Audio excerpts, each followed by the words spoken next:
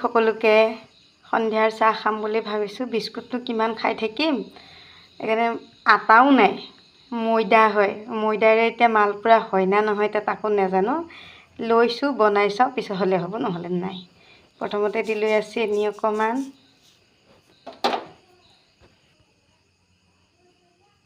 নিমখ অকণমান দিলোঁ